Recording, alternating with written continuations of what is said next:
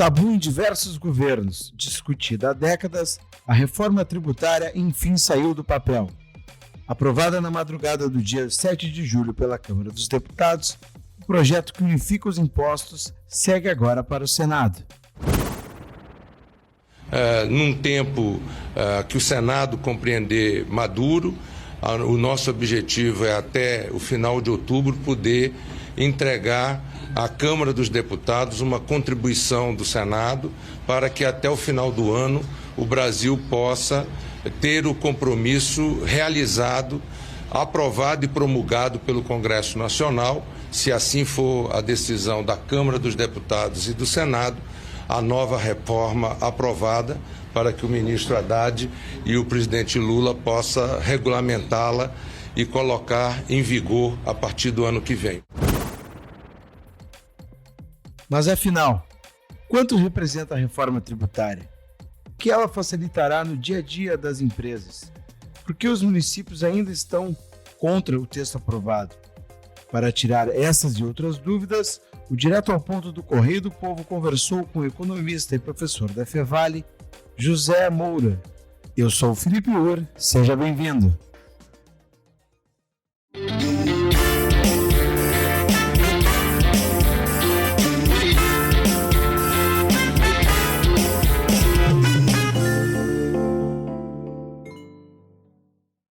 Seja bem-vindo ao Direto ao Ponto. Para a gente começar, o que representa a reforma tributária aprovada na Câmara? A gente precisa fazer antes uma contextualização, né? Porque esse momento é um marco, né? Um marco histórico, né? É importante lembrar que nós tivemos o último debate há mais de 30 anos, né? E esse agora é o primeiro da democracia no Brasil e considerado a principal reforma e a melhor e mais importante depois da ditadura, né? Porque é a última grande mudança no sistema tributário brasileiro que havia ocorrido em 1965, quando foi criado o ICMS, né? Um ponto a ser destacado também que sempre essa foi uma bandeira, né, de direita e dos liberais que perderam a oportunidade de fazer essa reforma a partir dessa PEC 45 de 2019, né? Ou seja, teria uma condição, uma oportunidade grande de ser feita anteriormente, né? Já que 70% dos congressistas não são nem de direita nem de esquerda, é o próprio Centrão que hoje, né, praticamente detém a maioria, né? E essa é uma pauta que já estava iniciada, né? Então, do ponto de vista político, a gente pode assemelhar o Plano Real, essa reforma tributária, né? O Plano Real foi muito importante, né, para a economia, todos sabemos, né? E reflete assim um clima de boa convivência entre os chefes dos três poderes, né? Tanto o executivo, o legislativo e o judiciário, né? Então, essa é uma agenda positiva, né, para a população em geral, que ficaria muito difícil alguém ir contra nesse momento, porque ela tende a beneficiar, né, deve ser um benefício para a população como um todo, né, já que a tributação excessiva joga a economia muito para baixo, né? Professor, como fica o texto aprovado na Câmara? Quais são as facilidades da unificação dos impostos? O texto, né, que foi aprovado, ele prevê uma transição de 8 anos, né, com o objetivo de calibrar as alíquotas, né? Então, o que nós temos agora, um sistema atual que é confuso, né, e essa proposta vem simplificar. A ideia, a espinha dorsal, por exemplo, é que atualmente os 5 tributos, né, que incidem sobre os produtos comprados pela população, o IPI, o Imposto sobre Produtos Industrializados, o PIS, o Programa de Integração Social, o CONFINS, que é uma contribuição para financiamento da Seguridade Social, e o ICMS, o Imposto sobre Circulação de Mercadorias e Serviços, e o ISS, o Imposto sobre Serviço, é simplificá-lo por uma contribuição via IVA dual para bens e serviços, ou seja, a contribuição sobre bens e serviços, a nova contribuição denominada CBS, ela unifica os principais impostos federais, o IPI, o PIS e o COFINS, e o IVA dual sobre estados e municípios é o IBS, o Imposto sobre Bens e Serviços, que vai substituir o ICMS e o ISS-QN, né? Uma grande novidade, Felipe, é que o imposto será cobrado no destino, no local de consumo do bem ou serviço, e não na origem, como é hoje, né? Então, ela vai também acabar com o fim do imposto em cascata, com a criação desse IVA, e será implantada a não cumulatividade plena, ou seja, deixarão de ser cobrados impostos sobre os impostos, uma prática que encarece os produtos e acaba atrapalhando a competitividade da economia brasileira, né? Então, em síntese, nós estamos criando dois impostos, né? Dois impostos, um para os impostos federais, né? E um IVA para os impostos estaduais e municipais. Professor, por que a atual proposta não agrada às gestões municipais? Que agora nós vamos ter esse IVA, é uma concentração dos impostos, né? Então, agora os municípios vão ter que, teoricamente, dividir com os estados essa alíquota que estão aí calibrando em 25%, pode ser um pouco mais, né? Já se fala, o IPEA fala em 28%, né? Mas o que dificulta para os prefeitos, principalmente, essa questão de como vai ficar esta divisão, né? Como é que vai ser feito isso, né? Na prática, né? Porque hoje está bem claro que o IPTU e 50% do ICMS cabe aos municípios. Então, isso fica muito previsível de quanto essa arrecadação, né? Pelo menos um pouco mais previsível. Quando se vai para o chamado agora ente federativo, Conselho Federativo, né, que é uma representação de estados e do Distrito Federal, que será o responsável para dividir esses recursos, né? E então fica uma preocupação dos prefeitos quanto essa capacidade e quem tem mais força, né, nesse conselho, como é que vai ser definido, né? Porque alguns estados, obviamente, têm um poder arrecadatório maior, né? Vai ter maior força. Então há uma preocupação dos prefeitos em perder a arrecadação, notadamente isso. Alguns prefeitos estão falando que a aprovação da reforma, do jeito que está, irá refletir nos serviços à população. Quais os efeitos disso?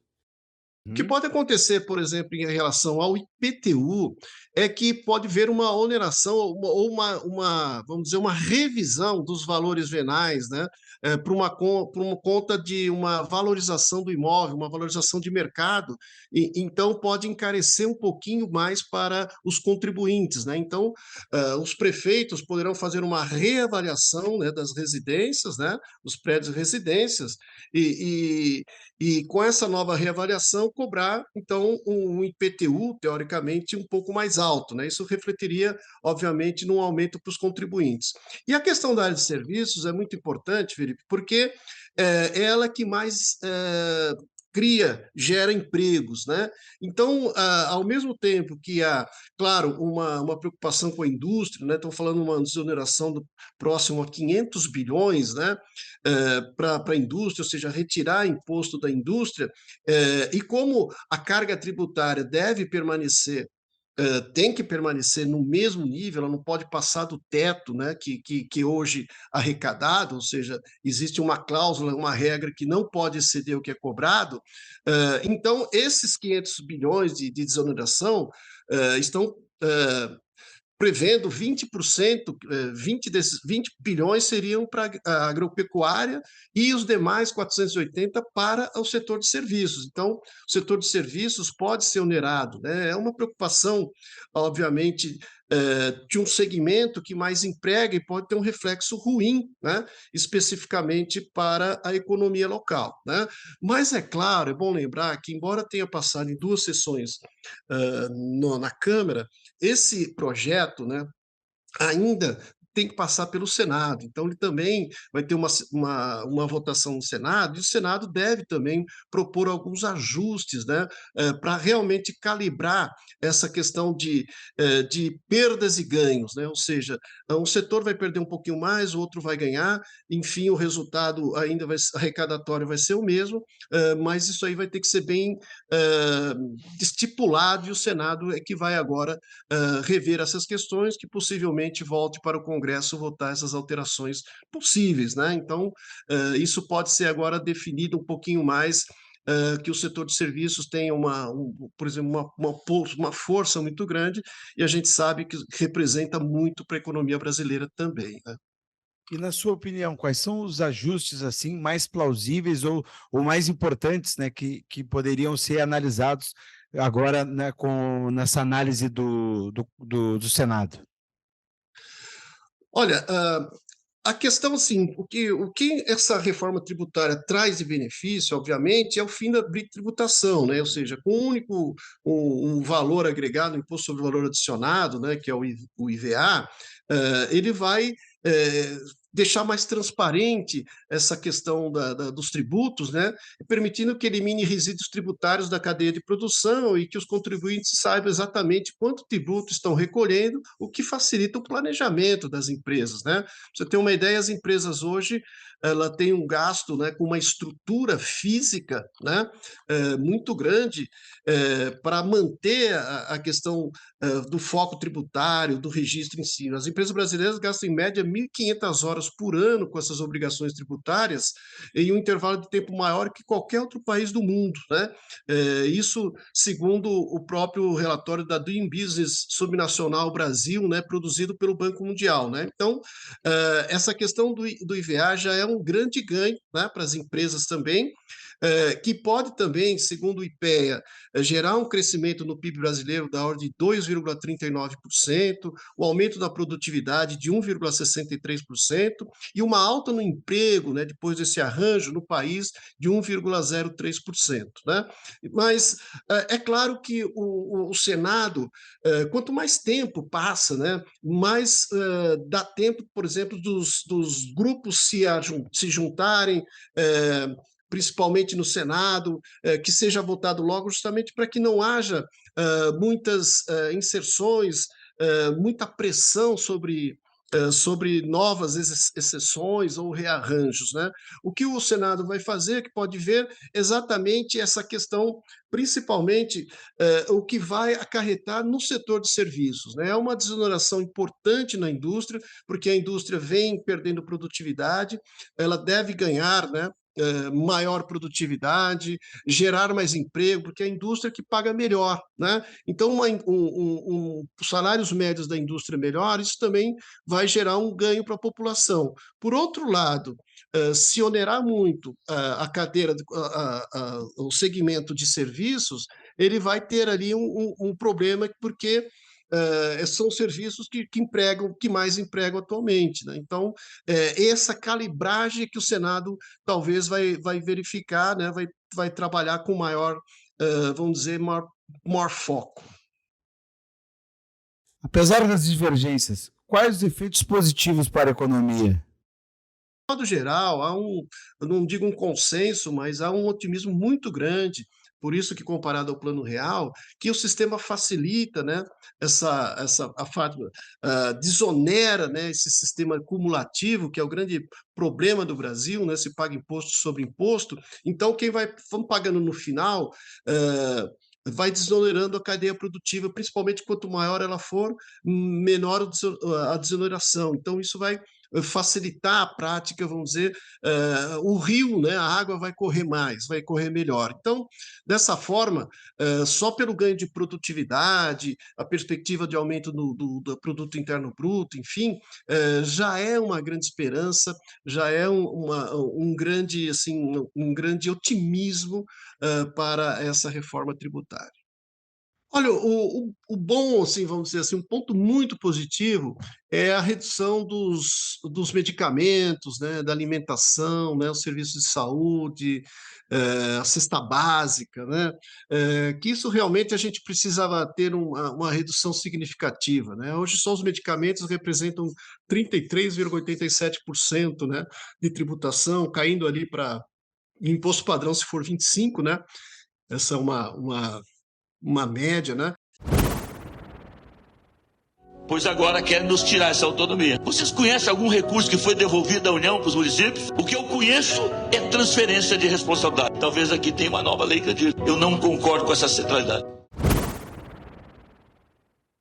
Entendi. Professor, voltando ao assunto dos municípios, né, e dessa arrecadação, o prefeito Sebastião Mello, aqui de Porto Alegre, comentou que falou que o medo dele é que isso que esse sistema de compensação e tal vire uma nova lei Candir.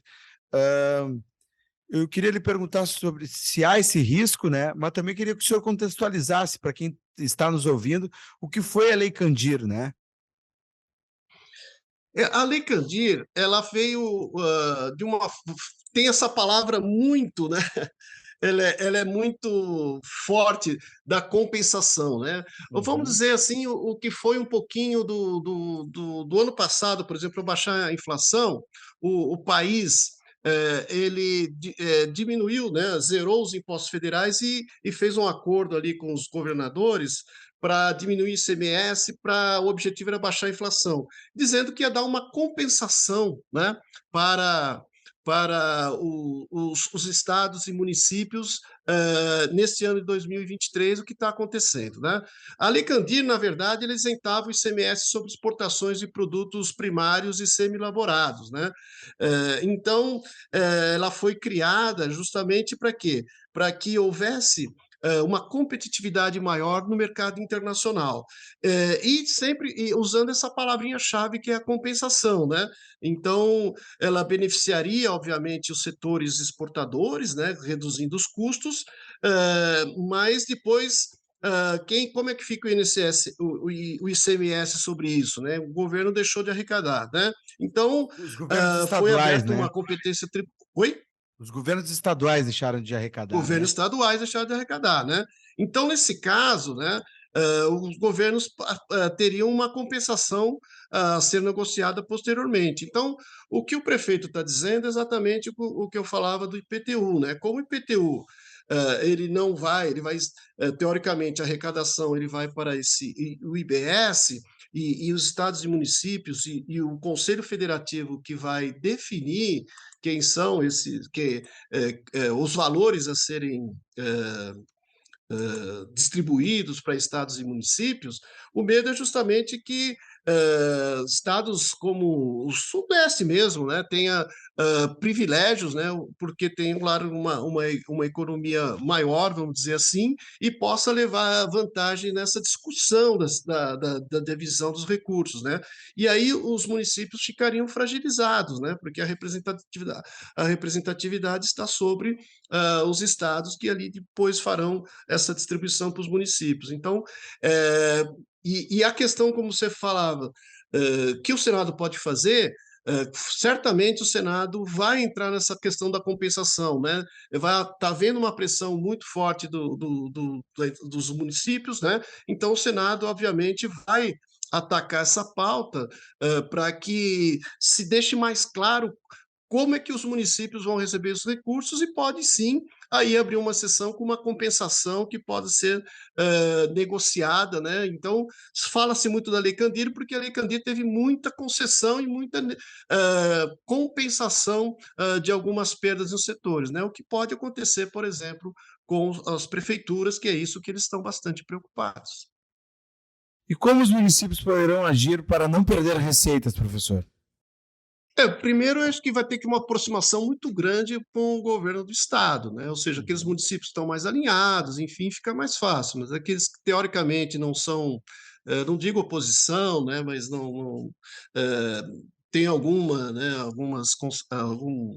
Algum tecnicamente algum desvio ali com os seus governantes, né, com o governador de estado, vai ter que se alinhar, né, porque de certa forma é fazer pressão, né, principalmente vamos citar aqui o Rio Grande do Sul, né, o Eduardo Leite, os municípios têm que se reunir e ter isso bastante claro, né, dar força para o governador lá no conselho, para que ele represente, né, faça pressão pela importância que tem o estado, né, isso é uma questão, vamos dizer, uma estratégia mais política, uma estratégia política, né? Então tá, obrigado, professor José Moura, pela sua participação aqui no Direto ao Ponto do Correio do Povo. E eu que agradeço o convite, Felipe, fico sempre à disposição. Muito obrigado.